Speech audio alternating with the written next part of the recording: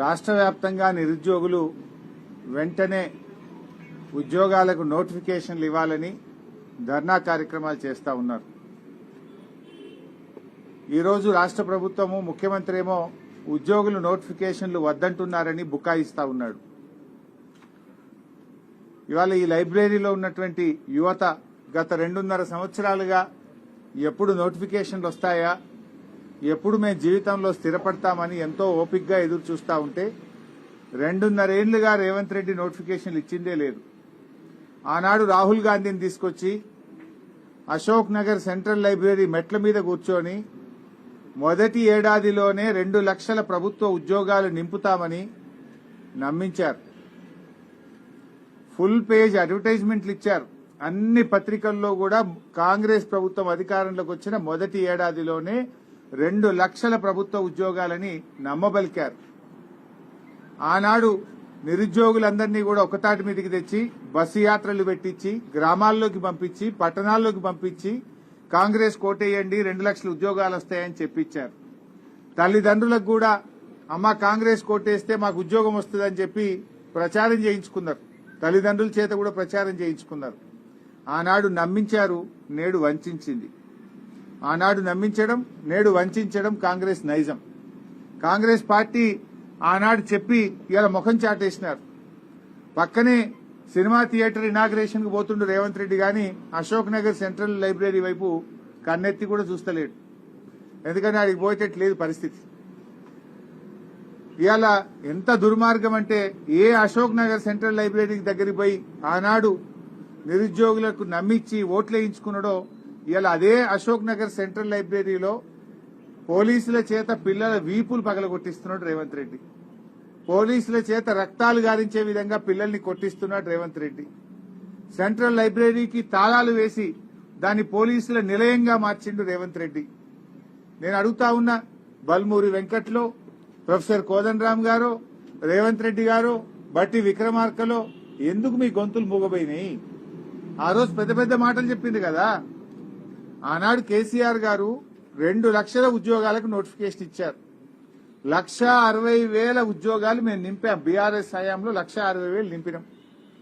ఆ మిగిలిన వాటికి నువ్వు కాయిదాలు పంచి నేనే పంచినా అని చెప్పుకుంటున్నావు. మొన్న అసెంబ్లీలో అసలు నువ్వు ఇచ్చిన ఉద్యోగాలేని రేవంత్ రెడ్డి నీ ప్రభుత్వం వచ్చినాక అంటే అసెంబ్లీలో ముఖ్యమంత్రి సమాధానం చెప్పిండు 16,000. నువ్వు ఇచ్చింది 16,000. ఇస్తానన్నది 2 లక్షలు, ఇచ్చింది 16,000. మరి మిగతా 1,84,000 ఉద్యోగాలు ఎప్పుడు ఇస్తావు? మరి ఆ మిగతా 1,84,000 ఎప్పటిలోకి ఇస్తావు? ఆల్రెడీ సగం పీరియడ్ అయ్యిపోయింది, 2.5 సంవత్సరాలు అయ్యిపోయింది నీది. ఇంకా నీ నోటిఫికేషన్ ఎప్పుడు, పరీక్ష ఎప్పుడు, ఫలితాలు ఎప్పుడు, ఉద్యోగాలు ఇచ్చుడు ఎప్పుడు? పోలీస్ డిపార్ట్మెంట్ లో 19,000 ఖాళీలున్నాయని నిన్న డీజీపీ చెప్తా ఉన్నాడు. మరి ప్రభుత్వం 19,000 ఖాళీలుంటే ఎందుకు పోలీస్ నియామకాలకు నోటిఫికేషన్ ఇస్తలేరు? 5,000కే ప్రభుత్వం అనుమతి ఇచ్చిందట. అంటే ఇంకా మిగతా 14,000 ఆపి పెడతావా రేవంత్ రెడ్డి? నువ్వే హోంమంత్రివి, నువ్వే ముఖ్యమంత్రివి. ఆనాడు జీవో 46 గురించి కూడా రెచ్చగొట్టి మాట్లాడినావు. పోలీస్ ఖాళీలు నింపాలన్నావు. ఆనాటి బీఆర్ఎస్ ప్రభుత్వం ఎప్పటికప్పుడు పోలీస్ నియామకాలు చేసింది. 40,000 constable, SI, civil, AR, armed reserve forces అన్ని రకాల ఉద్యోగాలు 40,000 పోలీసు ఉద్యోగాలు నింపింది. నువ్వు ఈ రోజు వరకు ఒక్క పోలీస్ నోటిఫికేషన్ కూడా ఇవ్వలే 2.5 సంవత్సరాల్లో. వెంటనే ఖాళీగా ఉన్న 19,000 కానిస్టేబుల్, ఎస్ఐ ఉద్యోగాలకు నోటిఫికేషన్ ఇవ్వాలని చెప్పి డిమాండ్ చేస్తా ఉన్నాం. అదేవిధంగా ఇవాళ ఎడ్యుకేషన్ కమిటీ రిపోర్ట్ ఇచ్చింది. విద్యా కమిషన్ అని వేసినావు నువ్వు. ఏమైంది కమిషన్ రిపోర్ట్? చెత్తబుట్ట దాఖలైందా? విద్యా కమిషన్ రిపోర్ట్ ఎందుకు నువ్వు డిలీట్ చేసినావు? విద్యా కమిషన్ రిపోర్ట్ ఎందుకు బయట పెట్టలేవు? ఇవాళ రాష్ట్ర వ్యాప్తంగా దాదాపు 30,000 ఉపాధ్యాయ పోస్టులు ఖాళీగా ఉన్నాయని లెక్కలు చెప్తా ఉన్నారు. మరి ఆ 30,000 ఉద్యోగాలు ఎప్పుడు నింపుతావు? మెగా డిఎస్సి అని ఊరించిన నువ్వు ఇవాళ ఇప్పటిదాకా ఎందుకు డిఎస్సి నోటిఫికేషన్ ఇస్తలేవు? మెగా డిఎస్సి కాస్త దగా డిఎస్సి అయిపోయింది. తక్షణమే రాష్ట్రంలో ఖాళీగా ఉన్న ఎస్జిటి స్కూల్ అసిస్టెంట్ పోస్టులకు మెగా డిఎస్సి విడుదల చేయాలని చెప్పి కూడా ఈరోజు మేము డిమాండ్ చేస్తా ఉన్నాం. అదేవిధంగా ఎస్సీ, ఎస్టీ, మైనారిటీ, బీసీ గురుకులాల్లో కూడా అనేక ఖాళీలు ఉన్నాయి. గురుకులాల్లో ఉన్న ఉపాధ్యాయ ఉద్యోగాలకు నియామకానికి కూడా తక్షణమే నోటిఫికేషన్ విడుదల చేయాలని చెప్పి కూడా డిమాండ్ చేస్తా ఉన్నాం. గ్రూప్ 1, గ్రూప్ 2, గ్రూప్ 3, గ్రూప్ 4 వీటిలో కూడా అనేక ఖాళీలు ఉన్నాయి. ఆ ఖాళీలను నోటిఫై చేసి అన్ని గ్రూప్ నోటిఫికేషన్స్ కూడా వెంటనే విడుదల చేయాలని చెప్పి కూడా డిమాండ్ చేస్తా ఉన్నాం. మేమెక్కడో మాట్లాడతలేం. నిరుద్యోగుల మధ్య నిరుద్యోగులు ఆహ్వానిస్తే వాళ్ళ దగ్గరికి వచ్చి వాళ్ళ సమక్షంలో మాట్లాడుతున్నాం. నువ్వు అసెంబ్లీలో కూర్చొని పిల్లలు నోటిఫికేషన్లు వద్దంటున్నారు, మాకు జాబ్ నోటిఫికేషన్లు వద్దని ధర్నాలు చేస్తుండని డ్రామాలు బంద్ చేయి. పిల్లలే అడుగుతున్నారు నోటిఫికేషన్ కావాలని. ఆ పిల్లలు నా దృష్టికి తెస్తే పిల్లల పక్షాన నిరుద్యోగుల పక్షాన నిన్ను ప్రశ్నిస్తా ఉన్నా. చిల్లర మాటలు కాదు కావాల్సింది, జాబ్ నోటిఫికేషన్లు కావాలి. ఏమైంది నీ జాబ్ క్యాలెండర్? అసెంబ్లీలో జాబ్ క్యాలెండర్ గా విడుదల చేసినావు, అది చిత్తుగాయినం అయిపోయింది. నీ జాబ్ క్యాలెండర్ లో ఒక్క నోటిఫికేషన్ వచ్చిందా? నీ జాబ్ క్యాలెండర్ లో చెప్పిన ప్రకారంగా ఏ డేట్ కైనా నీ జాబ్ క్యాలెండర్ విడుదల చేసిన తర్వాత ఒక్క నోటిఫికేషన్ రాలేదు. నీ జాబ్ క్యాలెండర్ జాబ్లెస్ క్యాలెండర్ అయిపోయింది. స్క్రాప్, చిత్తుగాయినం అయిపోయింది నీ జాబ్ క్యాలెండర్. నీ మాటలు బోగస్, నీ చేతలు బోగస్, అంతా బోగస్ అయిపోయింది కాంగ్రెస్ ప్రభుత్వం. నిరుద్యోగ భృతి ఒక దగ, ఆడపిల్లలకు స్కూటీలు ఒక దగ, విద్యార్థులకు ఉద్యోగులకు నోటిఫికేషన్లు, జాబ్ నోటిఫికేషన్లు ఒక దగ, ఫీజు రియంబర్స్మెంట్ ఉన్న పథకాన్ని ఎత్తిపడేసినావు నువ్వు. ఇవాళ చదువుకునే పిల్లలకు ఫీజు రియంబర్స్మెంట్ లేకుండా విద్యకు కూడా పిల్లల్ని దూరం చేస్తా ఉన్నావు. ఏమంటుండ్రు రేవంత్ రెడ్డి? హోటళ్లలో పనిచేయాలన్నట, చిప్పలు కట్టుకొని పనిచేయాలనా? ఉద్యోగాలు ఏవా రేవంత్ రెడ్డి అంటే?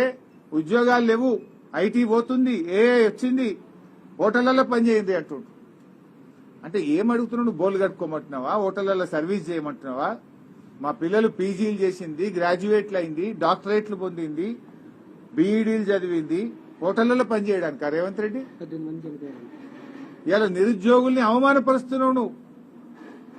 2 లక్షల ఉద్యోగాలు ఇస్తాన నువ్వు హోటళ్లలో పనిచేసుకోండి, ప్రైవేట్ లో పనిచేసుకోండి అని ఇవాళ నిరుద్యోగ యువతను అవమానపరిచే విధంగా రేవంత్ రెడ్డి గారు మాట్లాడుతా ఉన్నారు. నువ్వు ఇచ్చిన మాటకు నిలబట్టవా లేదా? ఏ యువతనైతే నీకోసం పనిచేసిందో ఆ యువత తిరగబట్టది, జాగ్రత్త అని హెచ్చరిస్తా ఉన్నాం.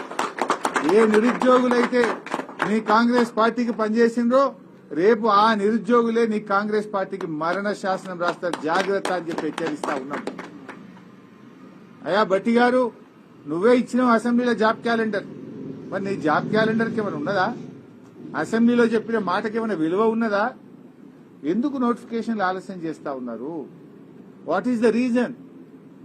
పాపం పిల్లలు లక్షల రూపాయలు ఖర్చు పెట్టుకుని హైదరాబాద్ లో దిల్సుఖ్ నగర్ లో, అశోక్ నగర్ లో రూములు కిరాయిలు తీసుకొని, కోచింగులు తీసుకొని లక్షల మంది పిల్లలు నీ జాబ్ నోటిఫికేషన్ల కోసం కళ్లల్లో వత్తులేసుకొని చూస్తా ఉన్నారు.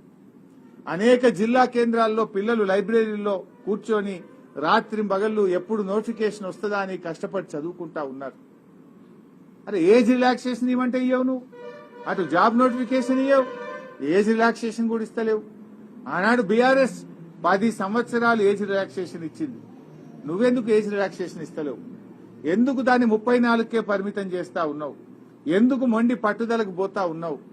ఆ రోజు ఏమన్నావు? ఉద్యోగాలకు అప్లై చేసుకునే వాళ్ళకు ఫీజులు కూడా ఉండయి అన్నావు. మళ్ళీ ఫీజులు పెడుతుండే, ఇప్పుడు ఫీజులు ఉండయి, ఫ్రీగా అప్లై చేసుకోవచ్చు అని మాట్లాడినావు.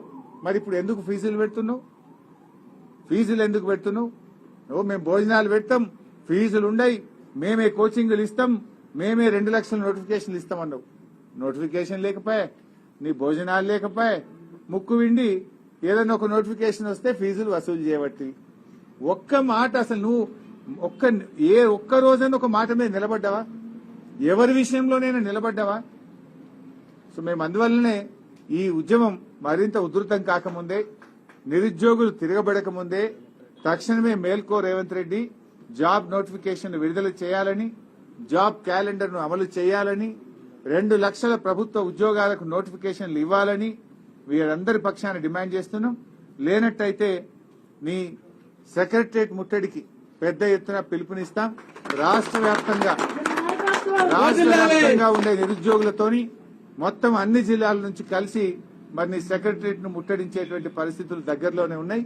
మరి అంత దూరం తెచ్చుకోవద్దని తక్షణమే నోటిఫికేషన్లు ఇవ్వాలని మేము డిమాండ్ చేస్తా ఉన్నాం. సంపూర్ణ మద్దతు నిరుద్యోగులు పేర్లు మన ఇప్పటికే చాలా ఉన్నాయి. మా తమ్ముళ్ళు 33 జిల్లాలు తిరుగుతూ 33 జిల్లాల నిరుద్యోగ యువతను ఏకతాటి మీదకి తేవడానికి కృషి చేస్తా ఉన్నారు. వారికి మా సంపూర్ణ మద్దతును తెలియజేస్తా ఉన్నాం. మీరు అన్ని జిల్లాలు తిరగండి, నిరుద్యోగ యువతను ఒక్కతాటి మీదకి తీసుకురండి. ప్రభుత్వం మేల్కొంటే మంచిది, లేదంటే అందరం కలిసి సెక్రటరియట్ ను ముట్టడించి ప్రభుత్వం మీద ఒత్తిడి పెంచి జాబ్ నోటిఫికేషన్లు సాధించుకుందాం.